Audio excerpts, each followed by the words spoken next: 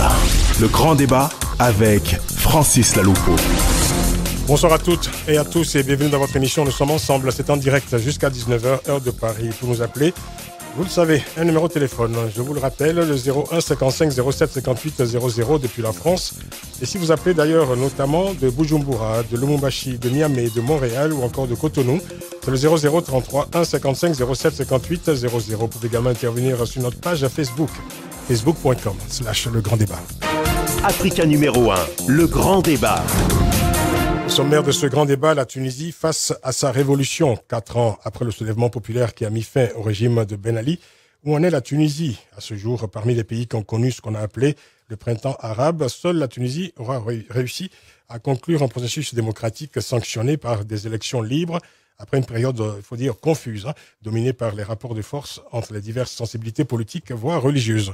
Quel bilan peut-on faire de ces années post-révolutionnaires? La révolution tunisienne a-t-elle tenu toutes ses promesses? Et les acquis de la révolution et les compromis qui ont permis au pays de parvenir à un cadre politique apaisé pourront-ils résister à l'épreuve du temps? Réponse dans ce grand débat. L'émission est réalisée par Hélène Bizio. Le grand débat sur Africa numéro 1. Le grand débat.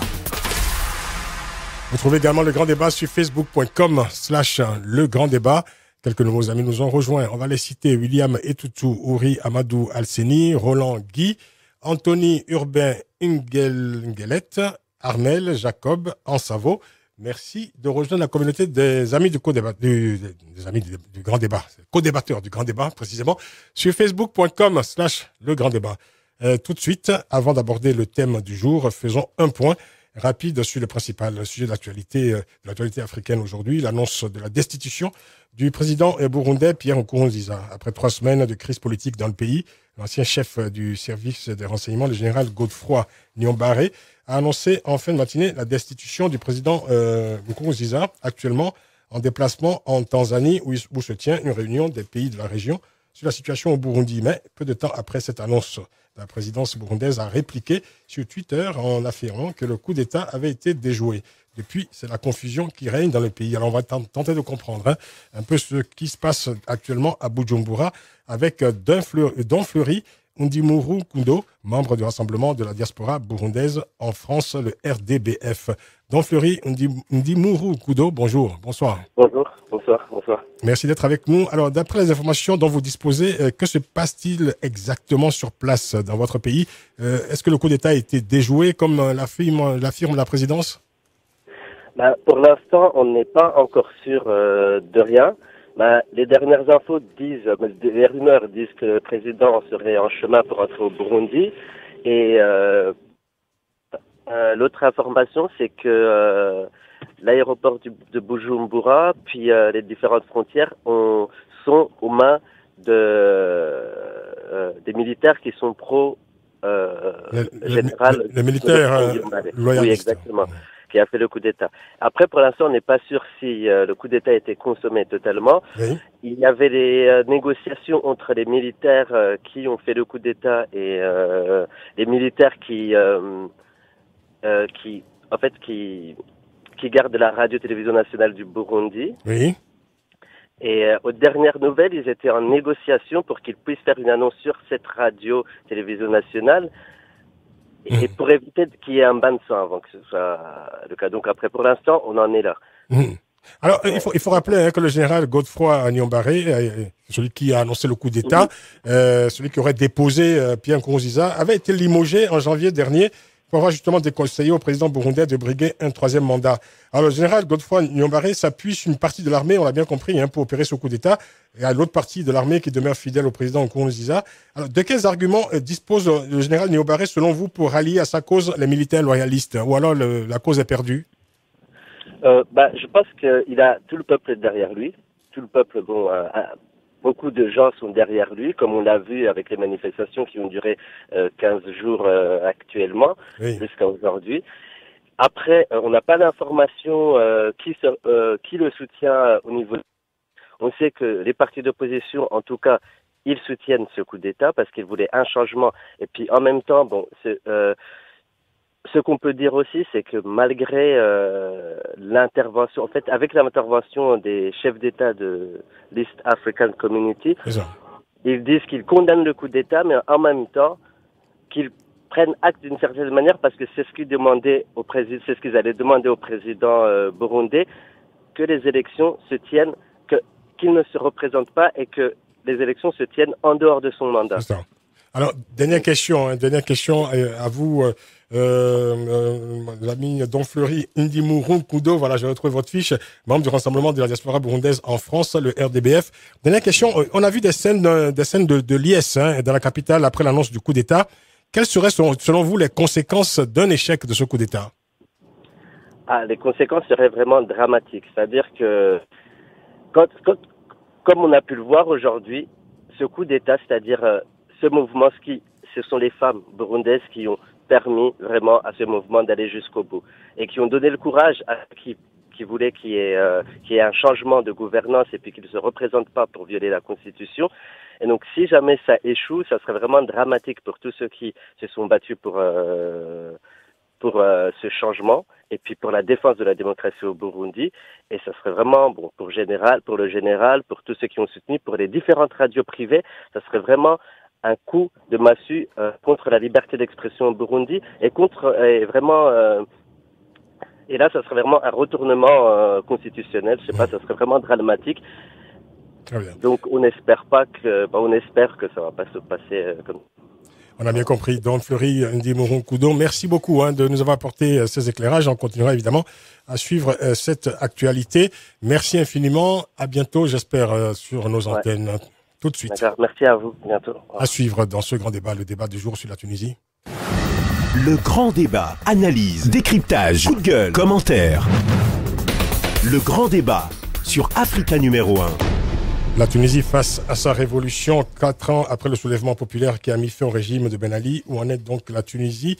Nous en parlons à l'occasion de l'apparition d'un ouvrage intitulé « Tunisie, dessine-moi une révolution » en témoignage sur la transition démocratique 2011-2014, paru aux éditions L'Harmattan. Son auteur, Hatem Nafti, est notre invité. Hatem Nafti, bonsoir. Bonsoir. Merci d'être avec nous. Vous êtes consultant en études et développement à Paris. Vous êtes l'auteur donc de cet ouvrage qui vient de paraître, Tunisie, dessine-moi une révolution, témoignage sur la transition démocratique 2011-2014.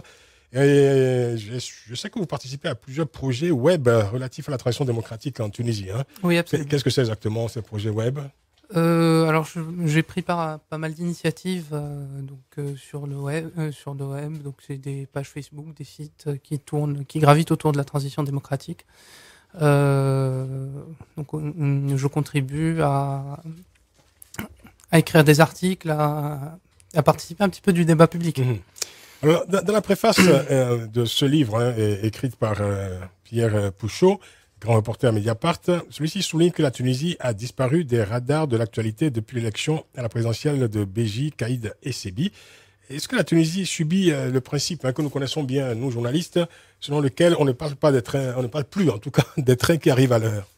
Si les trains arrivaient à l'heure, oui, ce serait bien de ne pas en parler. Oui. Mais est-ce que le train de la Tunisie est arrivé à l'heure? Il faut juste remettre. Le train de la révolution est arrivé à l'heure? Le train de la révolution, alors tout est relatif. Si on compare la Tunisie à toutes les autres révolutions ou tentatives de révolution qu'il y a eu dans tout le monde arabe, effectivement, la Tunisie s'en sort plutôt bien. La Libye voisine a complètement basculé dans la guerre civile. Idem pour la Syrie, idem pour le Yémen, on en parle moins pour des relations, pour des raisons géostratégiques, on va dire. Idem pour le Bahreïn, etc., etc. Donc, il y a eu des pays où on a contenu très rapidement les demandes révolutionnaires, notamment le Maroc. La Tunisie, effectivement, s'en sort bien par rapport à ces pays-là. Donc, on a élu une assemblée constituante en 2011. On a eu une constitution tout début de 2014. Il y a eu des élections présidentielles, législatives. Et on a un pouvoir légitimement élu en place. Après, effectivement, quand on rentre dans le détail... C'est un peu plus compliqué. C'est un petit peu plus compliqué. Et juste pour nuancer un petit peu ce que disait le préfacier, il faut dire que la préface a été écrite en février et en mars, il y a eu quand même les attentats du Bardo et on a reparlé de Tunisie et donc du danger terroriste qui est bien réel en Tunisie. Enfin, quand c'est calme, on n'en parle pas, quoi. De manière générale, c'est quand ça commence évidemment à être un peu tragique qu'on en parle. C'est un peu le principe. Hein. Oui. Alors, parlons de cet ouvrage, Dessine-moi une révolution. Voilà, c'est un livre d'entretien, il faut bien le dire. Oui. Entretien avec des citoyens tunisiens, chacun évidemment, chaque citoyen. Est-ce qu'on peut dire que chaque citoyen tunisien a aujourd'hui sa lecture de la révolution? Oui. Oui. On dit souvent en Tunisie. L'histoire n'est pas la même pour tous. Ah non, absolument pas. Et ce serait dramatique qu'on ait tous la même perception des choses. Donc la vision dépend du vécu, dépend de l'emplacement géographique de la personne, dépend des orientations politiques des uns et des autres, et des gens qui étaient clairement partisans de l'ancien régime.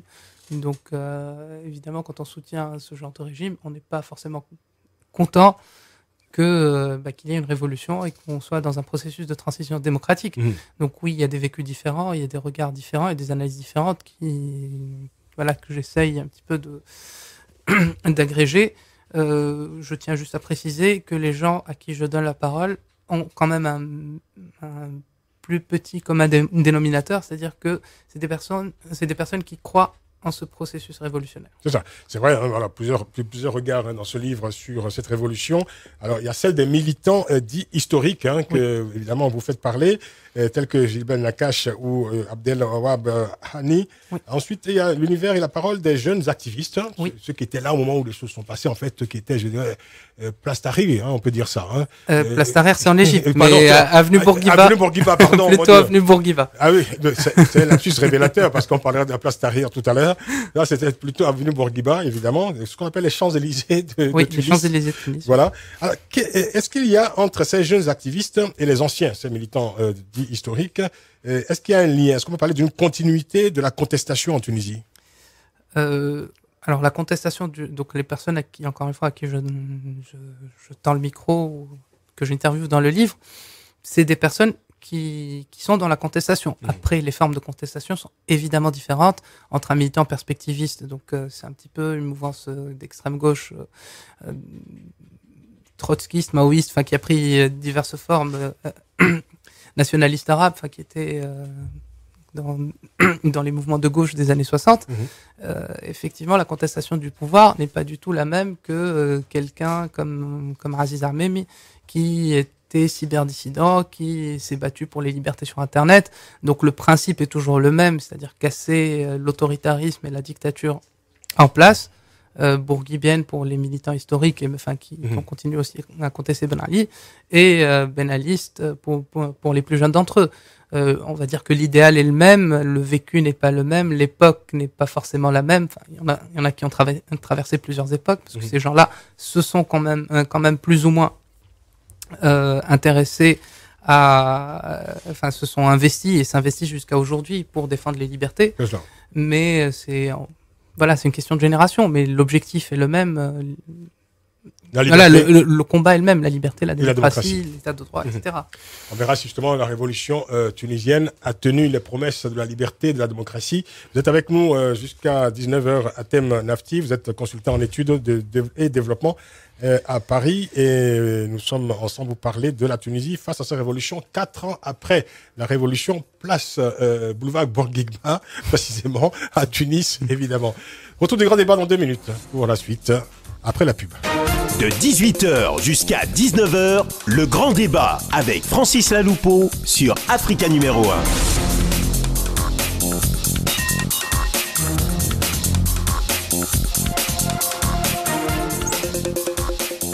La Tunisie face à sa révolution, nous en parlons avec Hatem Nafti, consultant en études et développement à Paris, à l'occasion de l'apparition de son ouvrage Tunisie, dessine-moi une révolution, témoignage sur la transition démocratique 2011-2014 aux éditions L'Harmattan. Alors, c'est vrai que on parlait des trains qui arrivent à l'heure, des trains des révolutions qui arrivent ou pas à l'heure. C'est vrai que tout n'est pas rose quand on parle du bilan, parce que je reviens encore à la préface de Pierre Puchot, qui dit que, voilà, notamment en matière des droits humains, Pierre Puchot se réfère au rapport de 2 ONG, l'Action chrétienne pour l'abolition de la torture et aussi Freedom Without Borders, FWB. Un rapport rendu public début janvier 2015, intitulé « Torture en Tunisie, justice année zéro ». Alors, dans lesquels on apprend que, je cite, depuis la Révolution, des centaines de Tunisiens ont été torturés par les forces de police.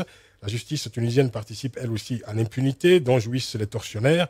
Aucun juge ni médecin n'a à ce jour été poursuivi, alors qu'ils ont été nombreux à aider les tortionnaires à camoufler leurs crimes. Fin de citation.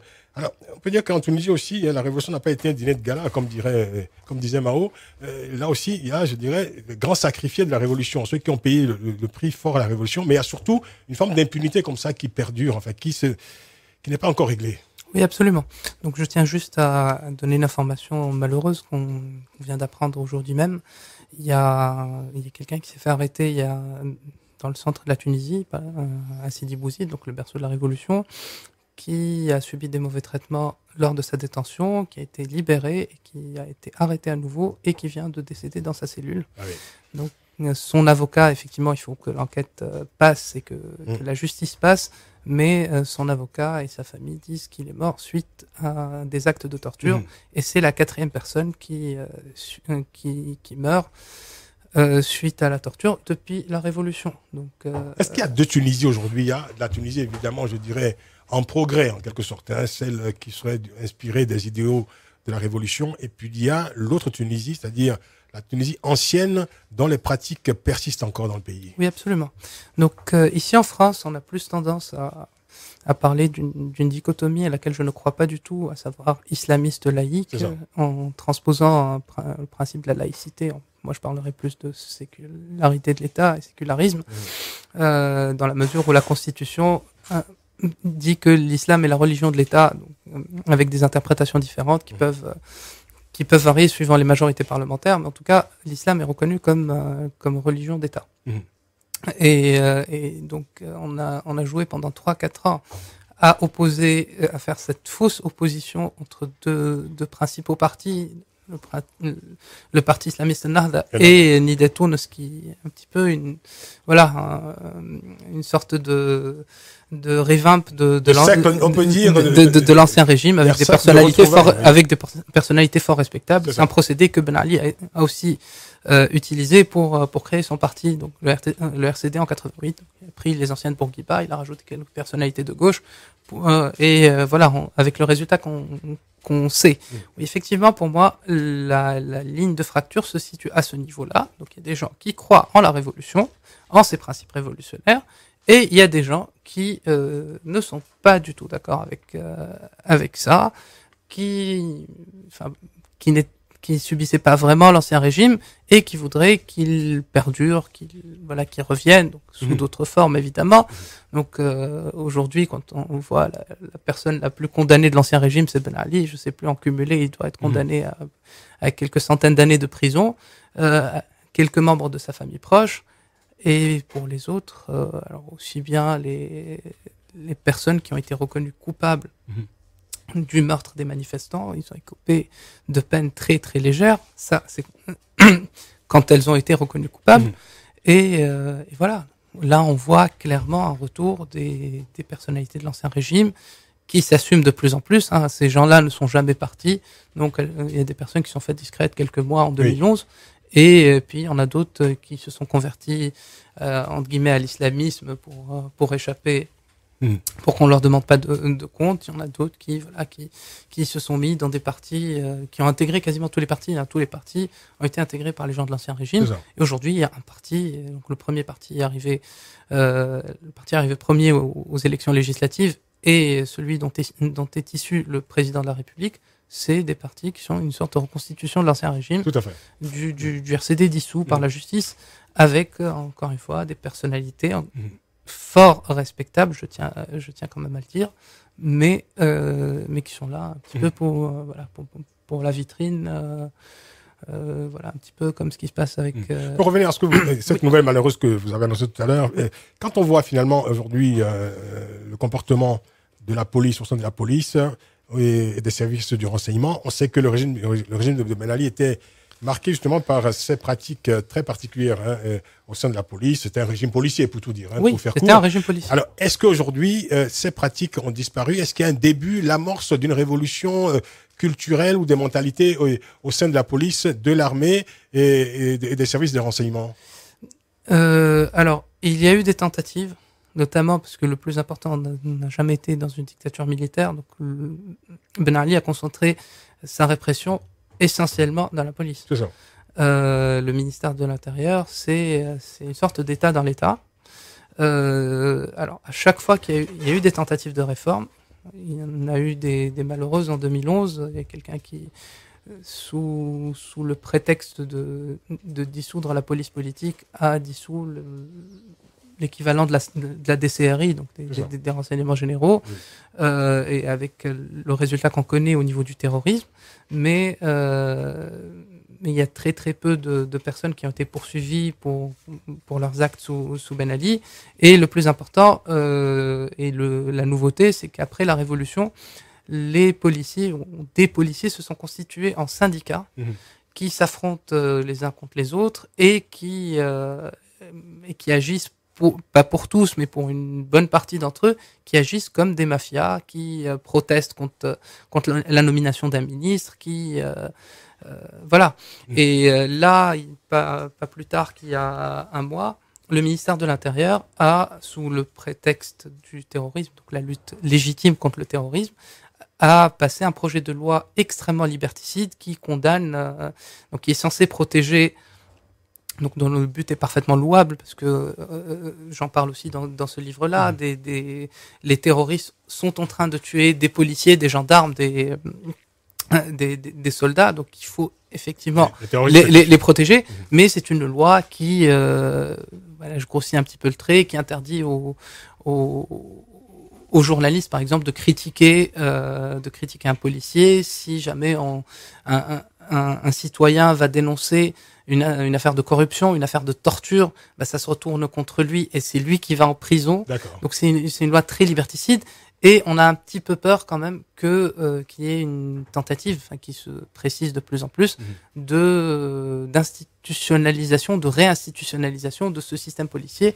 Et donc, il y a une lutte assez importante de la société civile. Et je pense que le gouvernement va reculer, en tout cas, sur les problèmes les plus importants que pose cette loi. Cette loi, oui.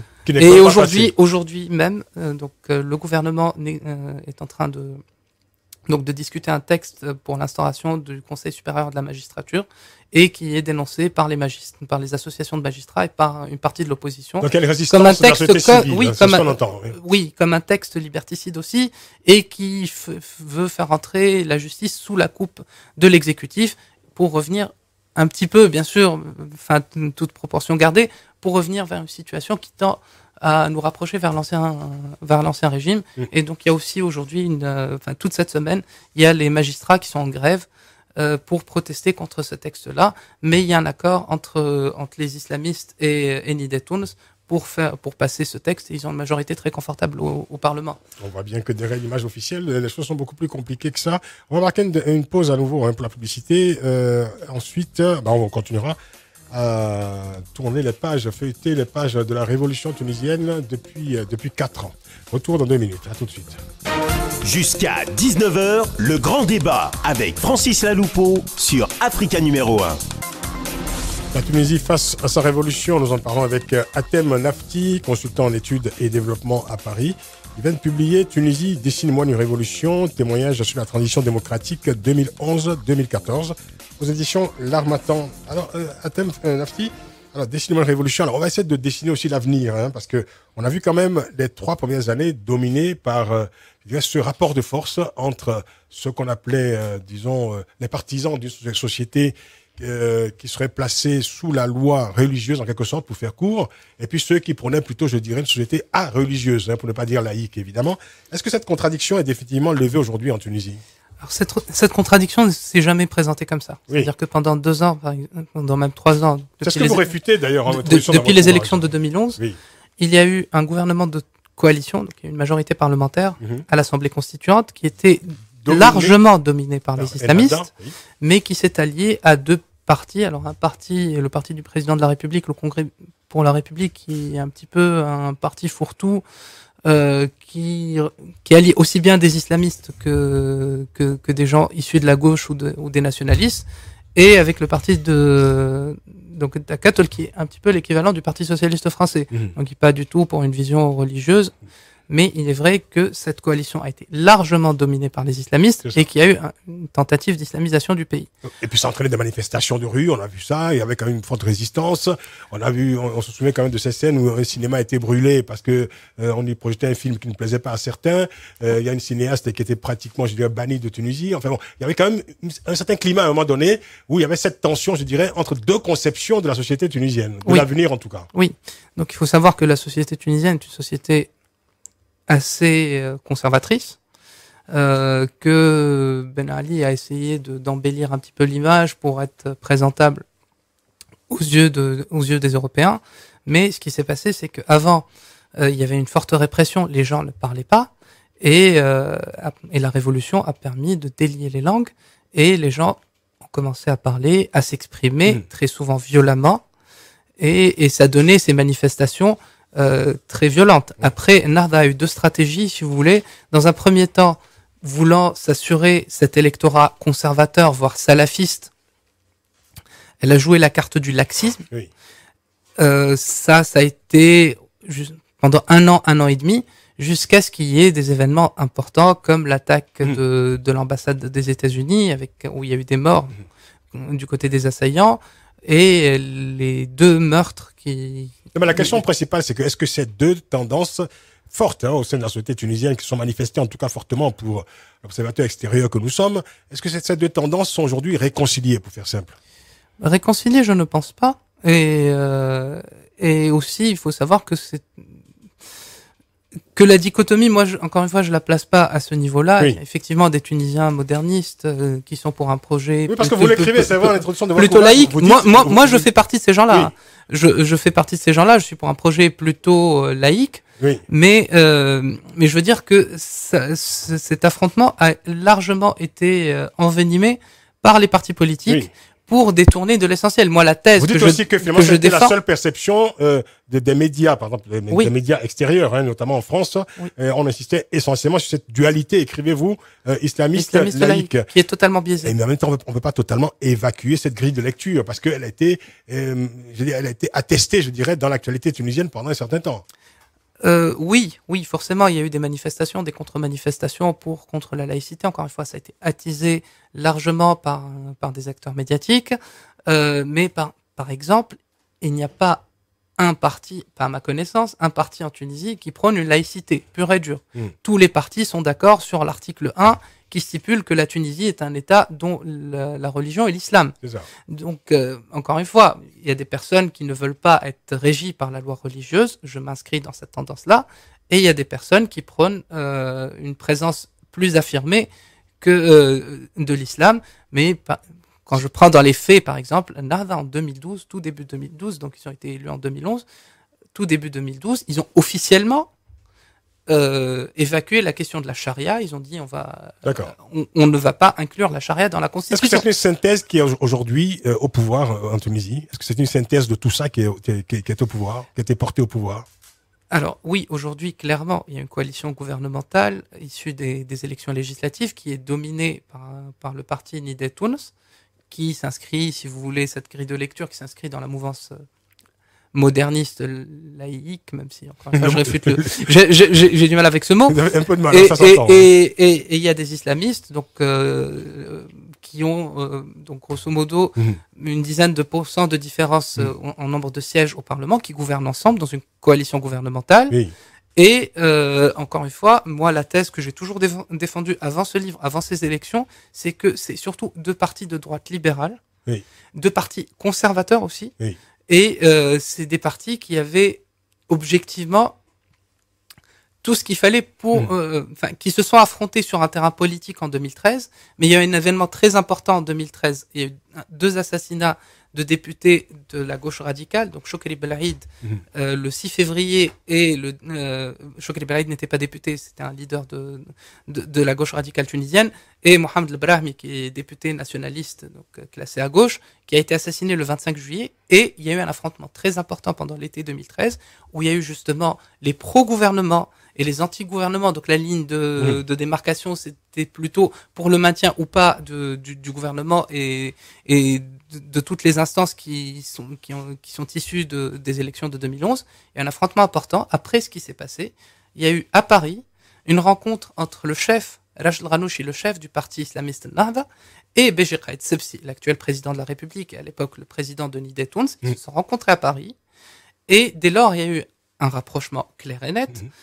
Donc, ils ont parlé de coexistence, de cohabitation. Et là, ils gouvernent ensemble. Aujourd'hui, ils gouvernent ensemble. Ils font de la politique ensemble, d'ailleurs. Ça s'appelle de la politique. Mais ce que je veux dire, c'est que finalement, c'est vrai que si vous essayez d'y répondre brièvement, ce qu'on essaie de comprendre, c'est que voilà, évidemment, le mot laïque vous gêne. Alors moi, j'aime bien le mot religieux. C'est le mot qu'emploie souvent d'ailleurs Sophie Bessis, qui est tunisienne, qui parle de société religieuse, c'est-à-dire où la religion relèverait de la sphère privée.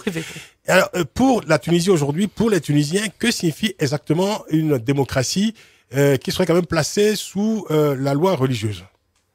Alors, puisque l'islam demeure une religion d'État. Alors, donc il y a eu une sorte d'arrangement au niveau de la Constitution. Il y a l'article 1 qui stipule que l'islam est religion d'État, et la formulation en arabe fait que si on a une majorité, il y a un double sens si vous voulez. Alors, les modernistes y voient un constat, c'est-à-dire qu'une majorité de Tunisiens est de facto musulmane, et les religieux y voient une certaine référence cachée à la charia. Donc voilà, il y a eu cette sorte de consensus. C'est un compromis. C'est un compromis, voilà. Oui. C'est un compromis entre les deux. Mais l'article 2, avec des non-dits, chacun quand même ayant son interprétation intime. Hein. Complètement. Oui. Mais les islamistes ont essayé un certain nombre de subterfuges qui ont été démasqués à chaque fois. Donc ils ont essayé de réintroduire la charia d'une autre manière. Aujourd'hui, de fait, ce n'est pas le cas. Et l'article 2, il précise que c'est le peuple qui est souverain, et donc qu'il n'y a pas un référentiel qui imposerait. Donc si une majorité parlementaire votait une loi, on va pas voir si elle est compatible ou pas avec le référentiel religieux. C'est clair. Donc aujourd'hui, on est dans ce cadre-là. Très, très clair. Mais après, effectivement, dans l'interprétation, chacun pourra l'interpréter comme il veut. Aujourd'hui, ça tombe bien, ils gouvernent tous les deux ensemble. Et c'est là, malheureusement, le malheur du pays, selon moi. C'est le malheur du pays, selon vous, ce compromis au sommet de l'État.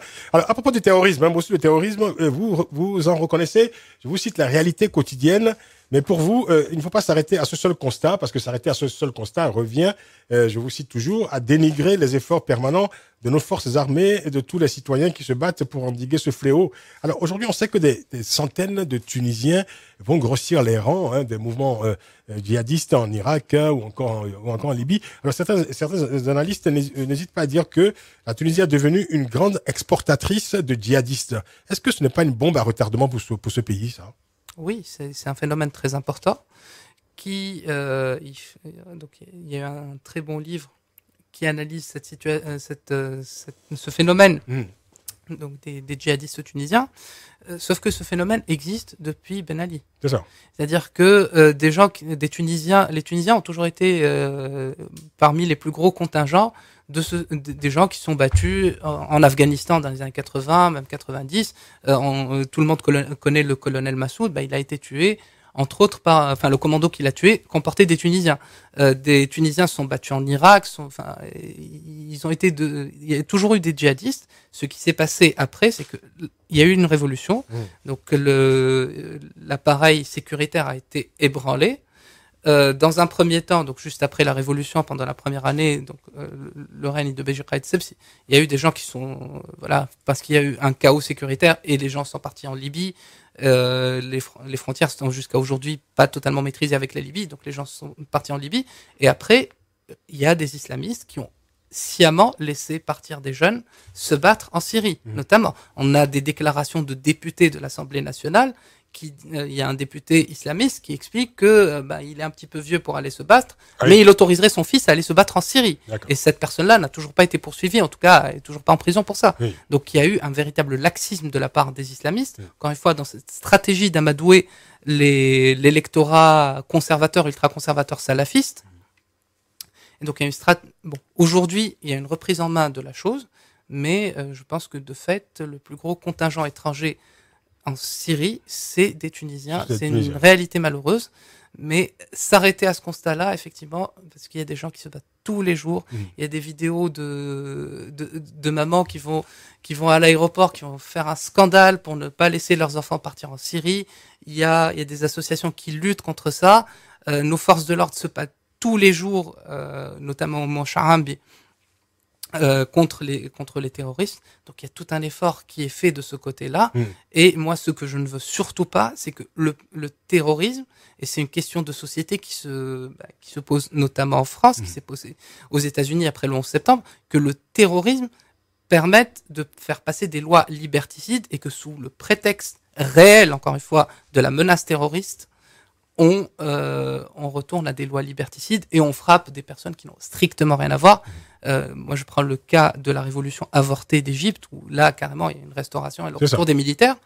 Là, aujourd'hui, c'est des militants de gauche, des militants des droits de l'homme qui vont en prison pour, en vertu de lois qui ont été votées, justement, pour, soi-disant, lutter contre le terrorisme. Je ne veux pas de ça dans mon pays.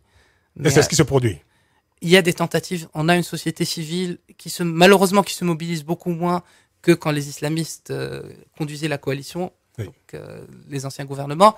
Mais moi, je suis un petit peu plus optimiste que quand j'ai écrit ce livre-là, notamment sur ces lois-là dont je vous ai parlé tout à l'heure, donc la loi de protection des forces de l'ordre et la loi du Conseil supérieur de la magistrature. Il y a une société civile qui est en train de s'organiser et qui luttera. Et donc, il faut lutter en même temps contre le terrorisme sans aucune pitié, avec hargne, et en même temps, il faut préserver les libertés, donc y trouver... Est-ce que la révolution de 2011 est un processus inachevé, selon vous? Oui, bien sûr. C'est un processus toujours en cours. Oui, c'est un processus en cours. Ce qui se passe aujourd'hui en Tunisie n'est qu'une étape.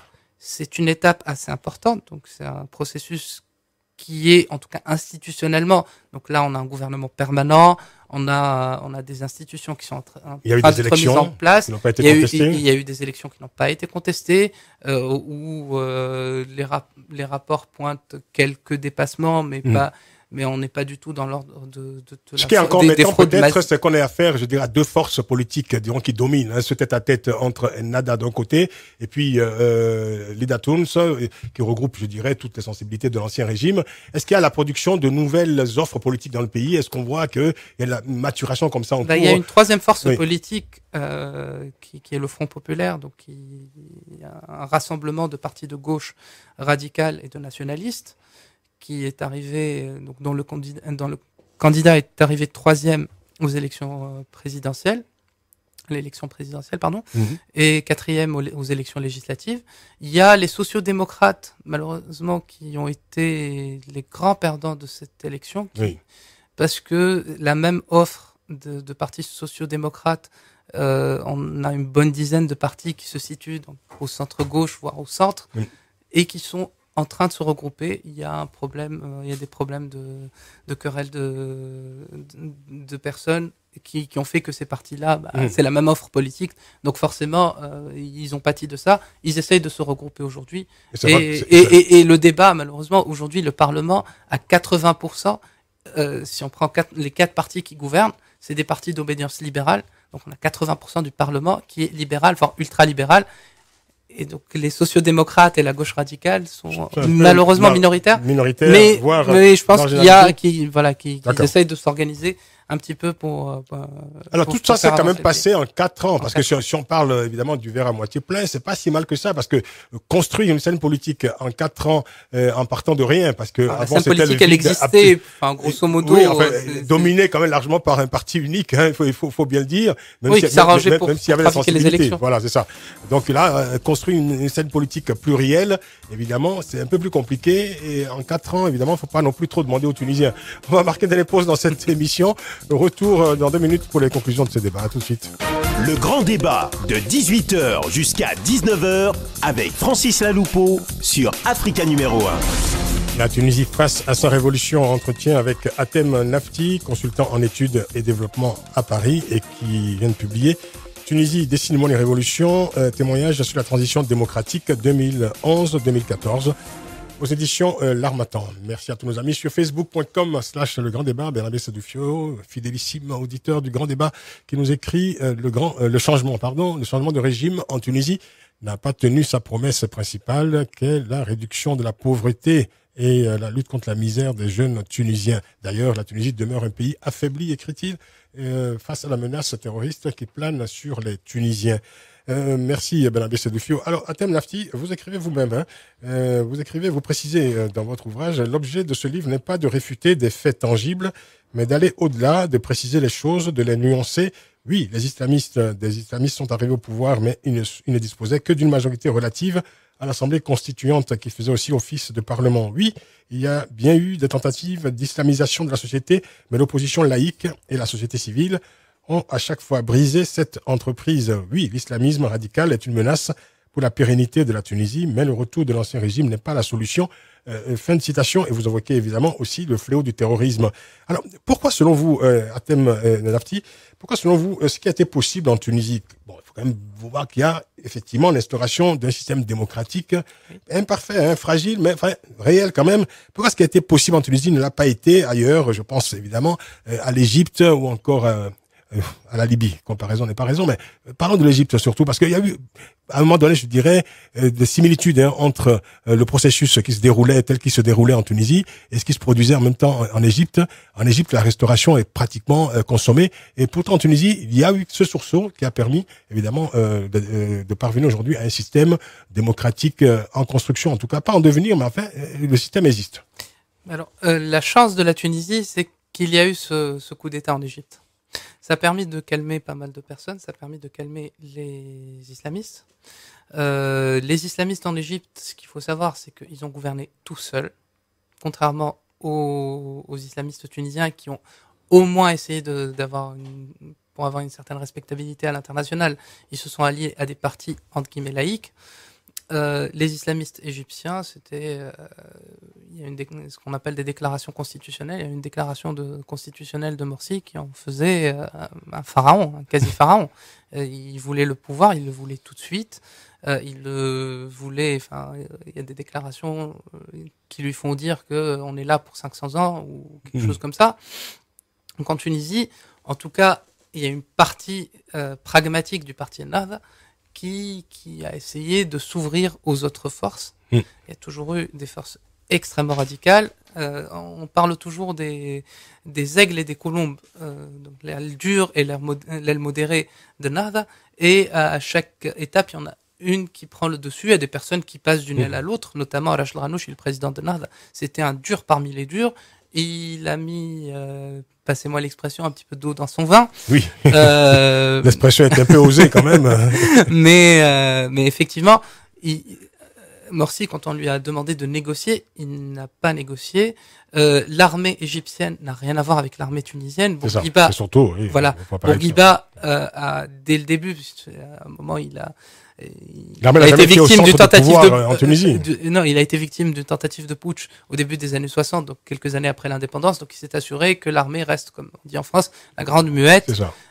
Donc l'armée intervient beaucoup moins en Tunisie qu'en Égypte. Mais quand je vous écoute finalement, vous voulez dire que la chance des Égyptiens, ça a été ce coup d'État? La chance des Tunisiens, ça a été ce coup d'État. Non, pas du tout. Ah bon, d'accord. Non. Enfin, je trouve, comme je dis pour la Tunisie, la solution n'est jamais le retour à l'ordre ancien. D'accord. L'Égypte maintenant, effectivement, non, je souhaite pas du tout que ce qui se passe en Égypte se reproduise en Tunisie, même s'il y en a beaucoup qui l'espèrent. Mais finalement, ce qui s'est passé, les islamistes, il y a eu donc tout début juillet, il y a eu le coup d'État en Égypte. Fin juillet, il y a eu l'assassinat de Morsi et les grandes manifestations et les contre-manifestations pour ou contre le gouvernement. Et les islamistes se sont rendus compte que c'était pas possible, donc que leur projet n'était pas possible. Alors il y a des personnes qui disent que c'est un repli tactique, d'autres non. Mais toujours est-il qu'ils ont accepté quasiment toutes les exigences de l'opposition pour aboutir à une constitution acceptable. Ils se sont retirés du pouvoir pendant un an, l'année qui a précédé les élections. Et aussi ils ont négocié en sous-main avec Nida Tounes, ce qui fait qu'aujourd'hui ils gouvernent ensemble. Les Tunisiens ont peut-être davantage le sens du compromis que les Égyptiens, c'est peut-être ça. Oui. Alors on arrive bientôt à la fin de l'émission. Hatem Lafti, votre livre commence dans le décor de la Fontaine des Innocents, quartier des Halles à Paris. C'est assez curieux d'ailleurs. La révolution pour vous a commencé. Pour moi, oui. Quartier des Halles à Paris. Alors, vous écrivez, je vous cite, c'est ici que l'aventure avait commencé pour moi. un soir de grand froid de cette fin décembre 2010 en assistant à un sit-in organisé par des formations de la gauche tunisienne et française pour dénoncer la répression féroce des manifestations en Tunisie. Je ne pensais pas un instant que l'histoire allait s'emballer.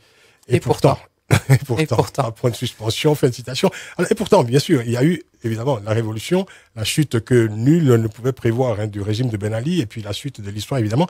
Alors, c'est vrai qu'en lisant ces mots, je me suis dit, c'est vrai qu'il y a toujours une part de romantisme dans les histoires de révolution. Quelle a été cette part chez vous? Est-ce que cette histoire sera, je dirais, le premier grand marqueur de votre génération? Parce que je vous regarde, les auditeurs ne vous voient pas, mais vous êtes jeune. Oui. Je fais plus jeune que je ne suis. Mais bon, d'accord. Vous trompez. Mais non, je pense être. Si, quand même. Bon, j'ai 31 ans, voilà. Ah, c'est jeune, c'est jeune. C'est à cet âge qu'on fait la révolution. C'est à cet âge que la révolution aboutit. C'est celle auquelle on a rêvé toute sa vie avant. Oui, il y a des générations de personnes. Donc, non, ce qu'il faut savoir, pourquoi ça commence. Moi, je vis à Paris depuis là 6 ans. Et donc, j'étais à Paris quand les événements ont commencé. Et il faut savoir qu'une grande partie de l'opposition tunisienne vivait en France, aussi bien des islamistes que des gens de la gauche, que des nationalistes. Et l'une des toutes premières manifestations, je pense, je suis quasiment sûr que la toute première manifestation, que si vous voulez, les manifestations à Paris avant Tunis. Donc Tunis c'était le 28 décembre et Paris ça devait être le 25-26 décembre. Si vous devez conclure d'un mot, parce qu'on arrive bientôt à la fin de l'émission. Oui, d'un mot, le combat continue. Quel est votre sentiment aujourd'hui? Qu'est-ce que vous en retenez de cette soirée-là? Vous étiez à la Fontaine des Innocents à Paris, quartier des Halles. Ah, j'y croyais pas du tout, mais bon, si vous permettez, je veux conclure sur un tout autre sujet. La révolution. En quelques mots. Oui, la révolution. Les gens sont sortis dans la rue pour des demandes et des exigences sociales. Et 4 ans après, s'il y a une chose qui n'a pas changé, c'est la politique économique et sociale. Aujourd'hui, dans le Sud, notamment dans le Sud-Ouest, il y a de grands mouvements sociaux. Il y a une ville près de Kabylie, donc dans le Sud-Ouest, où il y a des manifestations. On n'est pas très loin de l'état d'urgence. Les gens ne voient pas. Donc le commun des mortels ne voit pas sa situation changer. Les demandes sont sociales. Pendant 3 ou 4 ans, on a fait de la politique politicienne. C'est bien d'avoir des institutions, mais s'il n'y a pas de pérennité économique et sociale, il faut savoir que Bouaziz, le jeune qui s'est immolé par le feu, l'a fait pour des raisons économiques et sociales, pour un déclassement des régions intérieures. Et ces choses-là, il n'y a pas, à mon avis, il n'y a pas eu le début d'un commencement d'une solution offerte à ces habitants-là. Et que si on ne règle pas rapidement ou commence pas à régler sérieusement ces problèmes-là au lieu de parler d'islam et de laïcité, je pense qu'il y aura une seconde révolution qui n'est pas forcément souhaitable. C'est ce que disait tout à l'heure Bernabé Sadoufi dans son message posté sur facebook.com/le grand débat. Et El Kabilo qui nous envoie aussi ce message. Les jeunes Tunisiens, écrit-il, risquent de prendre la rue si la politique échoue encore. Oui. Ça rejoint ce que vous venez de dire, évidemment. Je confirme. Le pari politique reste entier, bien entendu. Merci beaucoup à Nafti d'être venu. Merci infiniment. Vous êtes consultant en études et développement à Paris. Vous êtes l'auteur de cet ouvrage qu'il faut lire absolument. Il est épais, mais enfin, ça se lit assez facilement. Je ne parle pas facilement, en tout cas, ça se lit agréablement. Tunisie, dessine-moi une révolution. Témoignage sur la transition démocratique 2011-2014 aux éditions L'Harmattan. Merci à Hélène Bizio qui a réalisé cette émission. Vous pouvez réécouter cette émission en podcast dès demain sur notre site africa1.com, rubrique Le Grand Débat. Bonne soirée à toutes et à tous et prenez grand soin de la beauté des choses. Le Grand Débat sur Africa numéro 1. Le Grand Débat.